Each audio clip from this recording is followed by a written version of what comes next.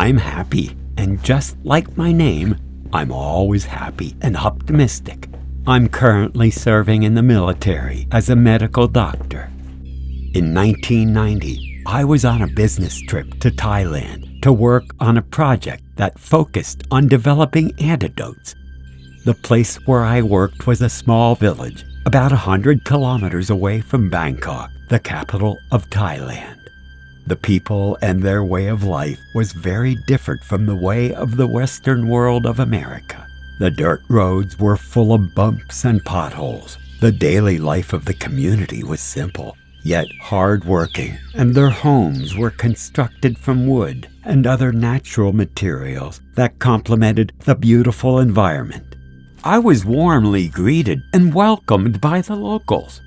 The village chief was named Sunan. He quickly guided me to the village's clinic, where I was assigned to work for the foreseeable future, possibly many months or years of service.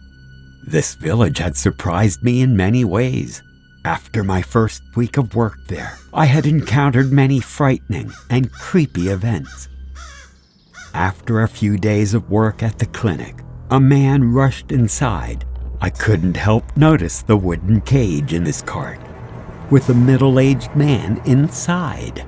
He frantically demanded to have counsel with the village elder, Sunan, seeking advice to cure his brother. But the man in the cage looked very strange, as if he was possessed by some spirit. I could only see the white of his eyes. He contorted his body and stuck his tongue in and out like a snake.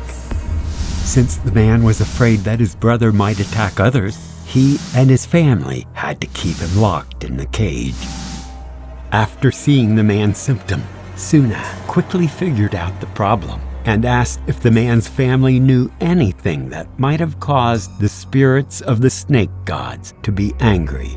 The family was worried that the secret they were trying to conceal from the village would be discovered. They had to confront it and reveal the whole truth. No matter what the consequence might be, they had to find a cure. The day before, while some workers were demolishing a deserted house, they discovered a snake nest with many eggs and a couple of snakes. It seemed as if they were taking over the home. Not only that, the man was also terrified to discover a giant king cobra slithering around the eggs and the other snakes, looking like it was the alpha leader of that den of snakes.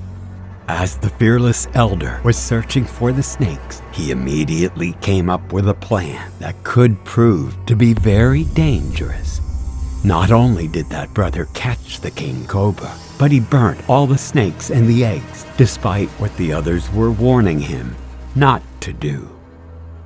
That night, when he went home, he felt a fever coming on and was told to stay in bed. At the time, they thought it was just a simple cold. The next day, a little past noon, when the younger man's brother was not doing his share of the work in the fields, he became worried and went home to check up on him. His brother was still in bed, wrapped up in his blanket. The younger brother needed him in the fields, so he approached him in anger and accused him of being lazy and said he was using the cold as an excuse to get out of the work. But no matter what his brother was shouting, he just kept sleeping, as if he was in a coma or something. The younger brother yanked off the blanket and almost passed out from the shock. To see the figure of his brother curled up with a forked tongue, sticking in and out, hissing like a snake.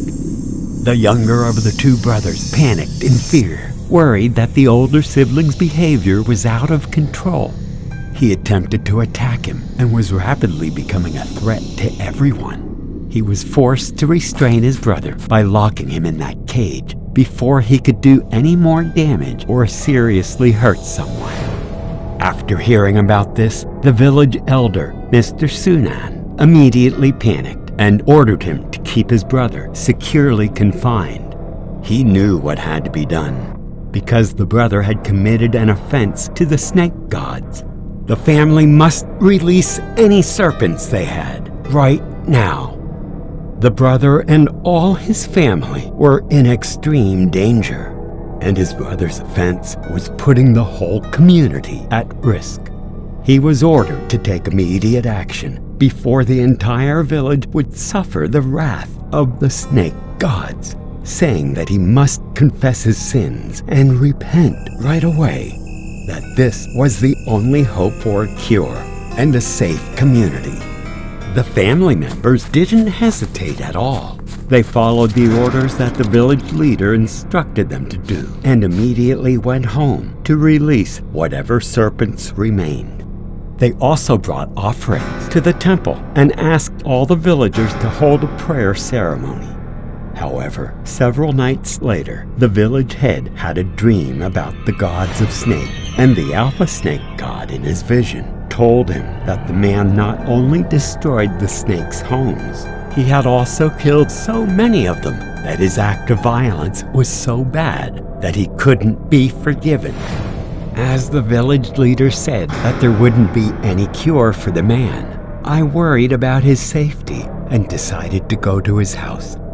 When I arrived, he was locked in a cage, behaving and crawling around like a snake.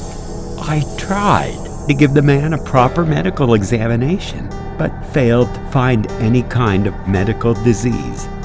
It was clear that the older brother was afflicted with some kind of unnatural possession. A few days later, I heard that the man had broken out of the cage and escaped, slithering deep into the forest. The villagers continued to search, but couldn't find any trace of him. This was a creepy story that I had personally witnessed during my first week in Thailand. I'll continue my journey and follow up on this continuing saga and report whatever I find in a later story of this mysterious land.